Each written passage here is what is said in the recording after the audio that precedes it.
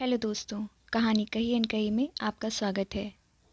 Tie की not ठीक करते हुए कुंदन आदेश देता जा रहा था। सोफे का कपड़ा कम पड़ गया है, तुम खुद लाकर दे देना। इनके जिम्मे कर दिया तो समझो सब चौपट। दरवाजे खिड़कियों का वार्निश आज ज़रूर पूरा हो जाना चाहिए। और देखो, प्लम्बर आएगा तो जहाँ जहाँ के नल और पाइप खराब हों सब ठीक करवा लेना। रमा पीछे खड़ी सामने के आईने में पड़ते कुंदन के प्रतिबिंब को देख रही थी। उसे लग रहा था नई नौकरी के साथ कुंदन की सारी पर्सनैलिटी ही नहीं, बात करने का लहजा तक बदल गया है। कितना आत्मविश्वास आ गया है सारे व्यक्तित्व में। रौब जैसे टपका पड़ता है। होठों के कोनों में चुरुट दबाए जाने से पहले इसने सारे घर का एक चक्कर लगाया। यह भी रोज का एक क्रम हो गया था। पीछे के बरामदे में दर्जी सोफे के कवर सिलाई कर रहा था। कुछ दूर खड़ा मिस्त्री छोटे छोटे टिनों में वार्निश तैयार करते लड़के को कुछ आदेश दे रहा था। कुंदन को देखकर उसने सलाम ठोका।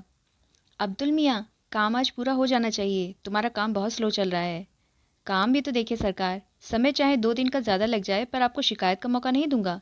मैं साहब काम की क्वालिटी पर। अच्छा अच्छा। कुंदन लौट आया। ड्राइंग रूम के पार्टीशन पर नज़र पड़ते ही कहा, इंटीरियर डेकोरेटर्स वालों के यहाँ फ़ोन ज़रूर कर देना, यह पार्टीशन बिल्कुल नहीं चलेगा। डिज़ाइन क्या बताया था, बनवा क्या दिया, रबिश। कुंदन गाड़ी में बैठा रमा पोर्टिको की सबसे निचली सीढ़ी पर खड़ी थी। उसे लगा जाने से पहले एक बार वह फिर सारे आदेशों को दोहराएगा, पर नहीं। गाड़ी स्टार्ट करके खिड़की से ज़रा सा हाथ निकालकर हल्के से हिलाते हुए कहा, अच्छा बाबाए। तो इससे ख्याल आया, यह तो उसकी आदत थी कि गाड़ी में बैठकर चलने से पहले वह नौकर के सामने बताए हुए सारे काम फिर से दोहरा दिया करती थी। तब कुंदन हंसता हुआ कहता था, बस भी करो यार, अब कितनी बार दोहराओगी। तुम इतनी बार कहती हो, इसी से वह हड़बड़ा जाता है। गाड़ी लाल बजरी की सड़क पर तैरती हुई फाटक से बाहर निकली और दूर होती हुई अदृश्य हो गई। रमा को लगा जैसे कुंदन उसे पीछे छोड़कर आगे निकल गया है, बहुत आगे, जैसे वह अकेली रह गई है। 1 महीने पहले वह भी कुंदन के साथ ही निकला करती थी। कुंदन उसे कॉलेज छोड़ता हुआ ऑफिस जाया करता था, पर अकेलेपन की यह अनुभूति तभी तक रहती जब तक वह पोर्टिको में खड़ी रहती। जैसे ही फ्लैट का दरवाज़ा खोलकर वह भीतर घुसती, लगभग फर्नीचर, शीशों के दरवाजे और खिड़कियों पर झूलते लंबे लंबे पर्दे, मिस्त्रियों की खटपट, नए नए डिस्टेम्पर और वार्निश की हल्की सी गंध के बीच न जाने कहाँ डूब जाती। काम की एक लिस्ट उसके पास होती जिन्हें उसे पूरा करना होता, काम करते मिस्त्रियों को देखना होता, मार्केट के 2 एक चक्कर लगाने होते, और यह सब करते करते ही शाम हो जाती। टिंग टिंग ट्रिंग ट्रिंग। फ़ोन उठाकर उसने नंबर बोला। कौन, मिसेस वर्मन? कहिए कहिए, क्या खबर है? मिसेस वर्मन शिकायत कर रही थी। कॉलेज छोड़े महीना होने आया, एक बार सूरत तक नहीं दिखाई।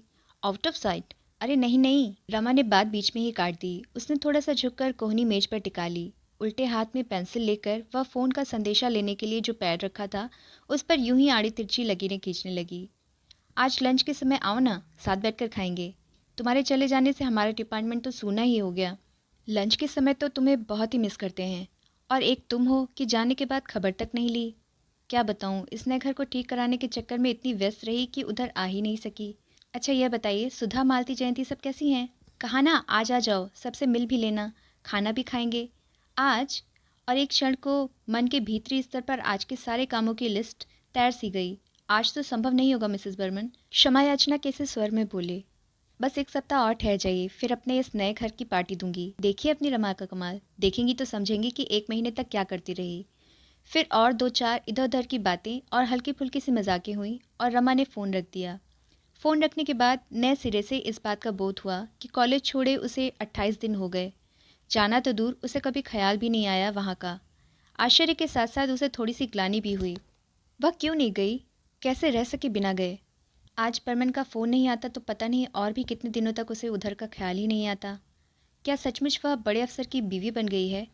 उसे मजाक में कसा हुआ जयंती का रिमार्क याद आया। एकाएक मन हुआ कि अभी चल पड़े, एक बार सबसे मिल ही आए। मना करने के बाद पहुंचकर वह सबको प्लेजेंट सरप्राइज देगी। उसने रसोई में जाकर 10-12 आलू के पराठे और चाट तैयार करने को कहा। ये दोनों चीज़ें वहाँ सबको बहुत पसंद थीं। सारे डिपार्टमेंट में वह और मिसेस बर्मन ही विवाहित थीं। बाकी सब कॉलेज हॉस्टल में रहती थीं और अच्छी अच्छी चीज़ें खाने की उनकी फरमाइशें बनी ही रहती थीं। उसे अपनी फेयरवेल पार्टी की याद आई। 10.5 साल की सर्विस थी। प्रिंसिपल ने अनेकानेक शुभकामनाओं के साथ फूलों के बड़े से गुलदस्तों के बीच पार्कर पेन का एक सेट रख कर दिया था। मिसेस चोपड़ा, आप इसी पेन से अपनी थीसिस पूरी करिए। जब भी वापस काम करने का मन हो, बिना किसी संकोच के चले आइए। यहाँ आपका हमेशा ही स्वागत है। उसके डिपार्टमेंट की सभी लेक्चरर्स गाड़ी तक छोड़ने आई थीं। भाई रमा जी, कॉलेज भले ही छोड़ दीजिए पर लंच के समय खाना लेकर ज़रूर आ जाया करिए। तो उसकी नम आंखों में भी हंसी चमक उठी थी। तब उसे कुंदन की बात याद हुआ आई थी। तुम वहाँ पढ़ाने जाती हो या खाने? फ़ोन पर भी जब तुम लोगों की बातें होती है तो खाना ही डिस्कस होता है। उसने केवल उन लोगों से ही नहीं कहा था, बल्कि मन में भी सोचा था कि लंच के समय वह कॉलेज चली ही जाया करेगी। आखिर उसे भी तो अपने को कॉलेज से एकदम काट लेने में काफ़ी कष्ट होगा। इस तरह धीरे धीरे तो फिर भी, तो क्या कुंदन ने ठीक ही कहा था? कॉलेज छोड़ने का निर्णय लेकर वह चुपचाप रो रही थी और कुंदन उसे समझा रहा था, मैं कह रहा हूँ तुम्हें कतई अकेलापन नहीं लगेगा। तुम ज़रा भी कमी महसूस नहीं करोगी। Rather you will feel relieved. कितना स्ट्रेन है तुम पर आजकल। कुंदन को एकाएक विदेशी कंपनी में इतनी बड़ी नौकरी मिल जाएगी, इसकी आशा औरों को चाहे रही भी हो, कुंदन को बिल्कुल नहीं थी। डॉक्टर फिशर से पिछले 8 साल से उसके संबंध थे, विशुद्ध व्यावसायिक संबंध। उनकी प्रशंसा और सद्व्यवहार को भी वह व्यावसायिक औपचारिकता से अधिक कुछ नहीं मानता था। पर 10-12 दिन तक केवल जश्न ही मनाया था रमा और कुंदन ने। पैसे की उसे इतनी लालसा नहीं थी, पर मारवाड़ी कंसर्न का काम उसके टेम्परामेंट के बिल्कुल अनुकूल नहीं था। रमा इस नए माहौल से नितांत अपरिचित नहीं थी। क्लब, डांस, डिनर, कॉकटेल, ये सब वह बचपन से देखती आई थी, पर बस देखती ही आई थी। उसमें अपने को कभी खुला नहीं पाई थी।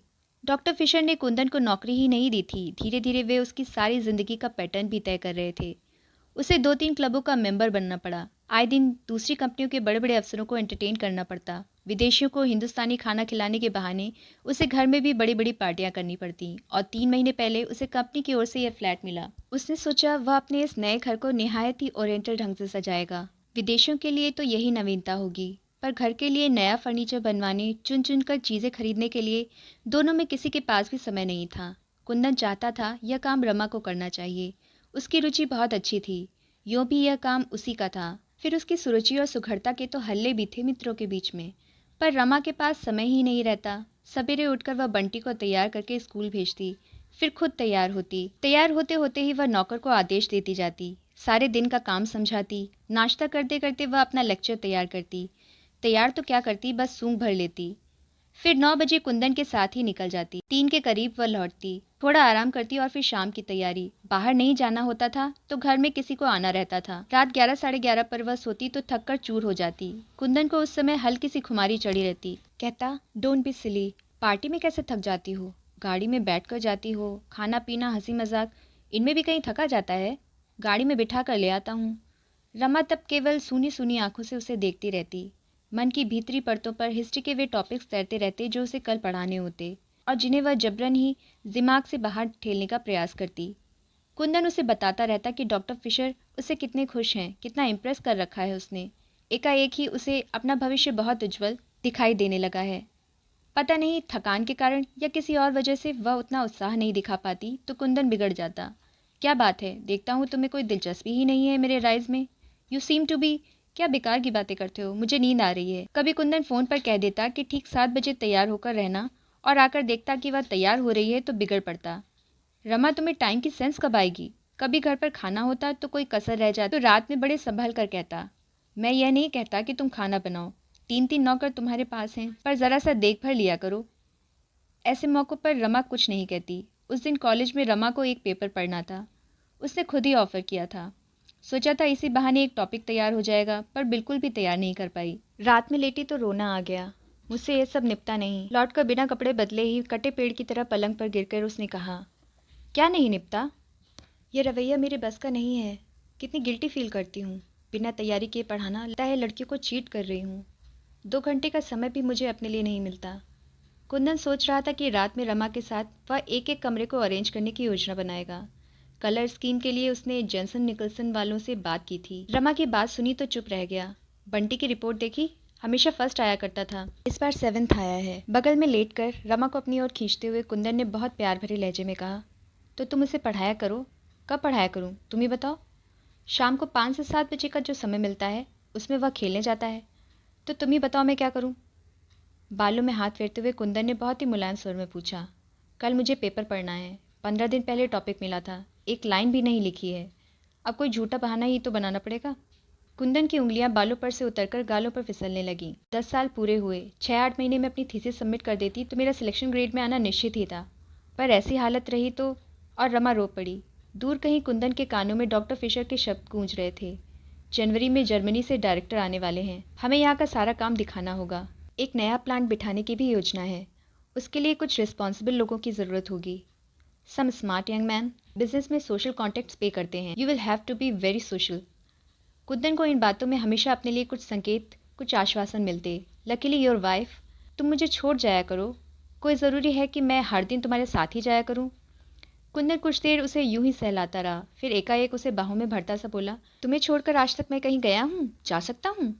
ऑफिस के अलावा हमेशा हम साथ जाते हैं। तुम तो जानती हो कि तुम्हारे बिना मुझे कुछ भी अच्छा नहीं लगता। रमा खुद इस बात को जानती है। उनका विवाहित जीवन दोस्तों के बीच ईर्ष्या और प्रशंसा का विषय रहा है। समझ नहीं पाई क्या कहे। वह जब तक सो नहीं गई, कुंदन उसे प्यार से थपथपाता रहा था। मेम साहब, पराठे अभी बनेंगे हैं?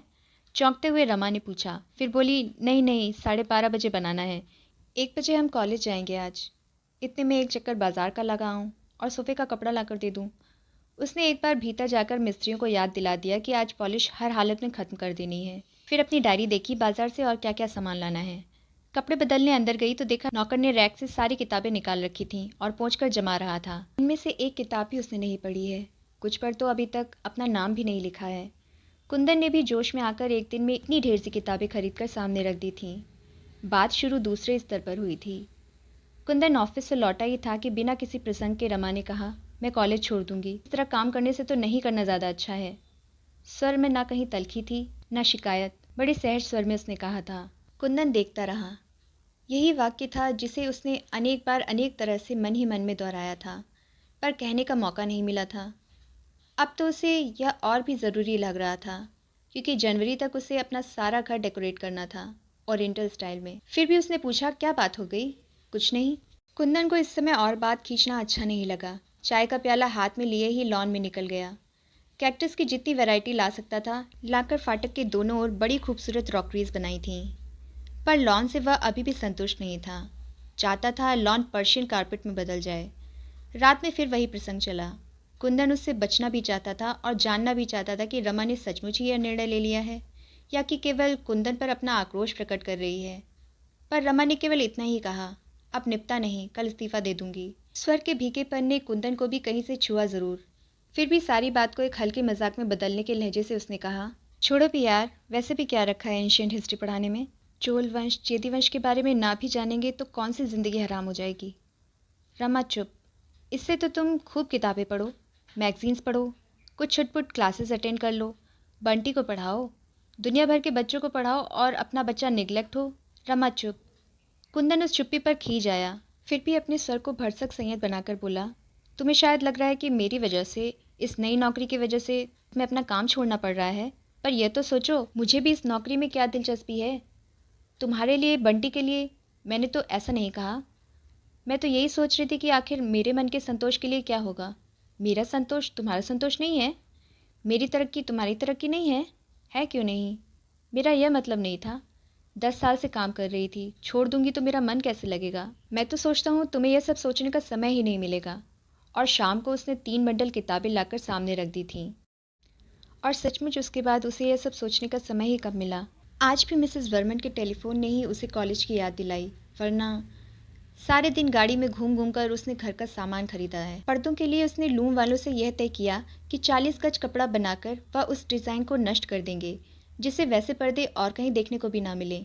डिज़ाइन भी उसने खुद पसंद करके बनवाया था। राजस्थान की किसी रियासत का बहुत सा सामान नीलाम हुआ था। कितने दिनों तक वह वहाँ जा जाकर बैठी थी। पुरानी पेंटिंग्स, झाड़ फानूस और भी सजावट की छोटी मोटी चीज़ें उसने खरीदी थीं। आज दरवाज़ों का पॉलिश समाप्त हो जाएगा तो सारा सामान जमाना है। डायरेक्टर मुंबई आ गए हैं, अगले सप्ताह तक यहाँ आ जाएंगे, तब तक वह सब जमा लेगी। इंटीरियर डेकोरेटर्स वालों के यहाँ से एक आदमी बराबर आता रहा है। तभी उसे फ़ोन का ख्याल आया। लाइन इंगेज थी। वह बाहर जाने के लिए निकल ही रही थी कि टेलीफोन की घंटी बजी। रमा ने रिसीवर उठाकर अपना नंबर बोला। ओह, मैं सोच रहा था तुम कहीं मार्केट के लिए नहीं निकल गई होगी। बस निकल ही रही थी। सुनो डार्लिंग, लंच पर मेरे साथ एक साहब होंगे, यहीं के हैं। बहुत फॉर्मल होने की ज़रूरत नहीं है, बस ज़रा सा देख लेना। डेकोरेटर को फ़ोन किया? किया था पर लाइन नहीं मिली, लौट कर फिर करूँगी। ओके। खट। रसोई में जाकर रमा ने कहा, थोड़ी सब्जियां उबालकर इन उबले हुए आलूओं में मिला दो। पराठे नहीं बनेंगे, वेजिटेबल कटलेट बना देना। फिर उसने फ्रिज खोलकर देखा, सब कुछ था। जब वह कॉलेज जाती थी तो कुंदन का लंच ऑफिस जाता था, पर आजकल वह लंच के लिए घर ही आता है। 1 तारीख लंच के लिए कुंदन आया। जब भी वह घर आता एक बार सारे घर का चक्कर लगाता, इस नई साज सज्जा को हर एंगल से देखता और उसके चेहरे पर एक संतोष में गर्वयुक्त उल्लास चमकने लगता। कभी कभी इसी उल्लास में रमा को बाह में भरता हुआ कहता, यू आर रियली वंडरफुल। यह खुले में चूमने की मर्यादा वह तोड़ नहीं पाया था, उसी से केवल उसे दबाकर छोड़ देता। पूरा चक्कर लगाकर बोला, I think everything is in tune. क्यों? कलफ लगा नैपकिन फड़फड़ाता हुआ उसकी गोद में फैल गया। अब कोई आए मुझे चिंता नहीं, 5 तारीख को डायरेक्टर आ रहे हैं, मैं इस बार एक बड़ी पार्टी घर पर ही करूँगा। रमा खाती भी जा रही थी और उसकी प्लेट का ध्यान भी रख रही थी। जो चीज़ खत्म हो जाती रख देती, बस यार वो रो पटकना है कि डायरेक्टर की नज़रों में जम जाऊं। एक बार ये लोग इम्प्रेस हो जाएं तो रास्ता साफ है। डॉक्टर फिशर तो जब भी कोई मौका आएगा मेरे फेवर में ही राय देंगे। रमा कुंदन के बच्चों जैसे पुलक में आवेश पर मंद मंद मुस्कुराती रहती। मेम साहब आपका फ़ोन है। किसका है? बोलो बाद में करें, मेम साहब इस समय लंच ले रही हैं। कुंदन इस समय रमा को वह सारी बातें सुनाना चाहता था जो आज उसके और फिशर के बीच हुई थी। कितने स्पष्ट थे सारे संकेत, फिर भी वो अपने अनुमानों का रमा से समर्थन करा लेना चाहता था। कॉलेज से मिसेस बर्मन का है। बैरा लौटने लगा। अरे ठहरो। और रमा एकदम उठ खड़ी हुई। बातें शुरू हुई तो वह भूल ही गई कि कुंदन खाने की मेज पर बैठा है और वह खाना बीच में ही छोड़कर आई है। अरे डार्लिंग आओ ना, तुम औरतों का भी बस एक बार चरखा चल जाए तो खत्म ही नहीं होता। रमा लौट ही रही थी। चरखा क्या? कोई इतने अपनेपन से बुलाए तो मैं ठीक से बात भी ना करूं, यह भी कोई बात हुई भला? अच्छा अच्छा, अब अपना खाना खत्म करो। तुम्हारा हो गया तो तुम उठो ना। नो नो, यह कैसे हो सकता है भला? खाने के बाद कॉफ़ी लेकर इसी चेयर पर आराम करते हुए कुंदन ने सिगरेट सुलगा ली और गोल गोल छल्लों के रूप में धुआं उगलता रहा। फिर रोज़ की तरह 5 मिनट के लिए आंखें मूंद ली। रमा अखबार पलटने लगी। अब चलें? झटके से कुंदन उठ खड़ा हुआ। कोट उठाया तो तनख्वाह की याद आई। भीतर की जेब से नोट के 2 बंडल निकाले, एक बड़ा दूसरा छोटा। अरे ये क्या, तनख्वाह ले आए? आज क्या पहली तारीख हो गई? रमा को आजकल तारीख और दिनों का कुछ ख्याल ही नहीं रहता। ये आया बैरा और खानसामा के हैं, 80 80 और 100। छोटा बंडल बढ़ाते हुए कुंदन ने कहा। रमा ने बंडल ले लिया। और यह तुम्हारा है। फिर ज़रा से झुककर बोला, अब जो मुनासिब समझो इस गुलाम को 5 सिगरेट के लिए दे देना। और हंस पड़ा। रमा भी मुस्कुरा दी। Bye bye. और लाल बजरी की सड़क पर तैरती हुई कुंदन की कार रमा को वहीं छोड़कर आगे चली गई।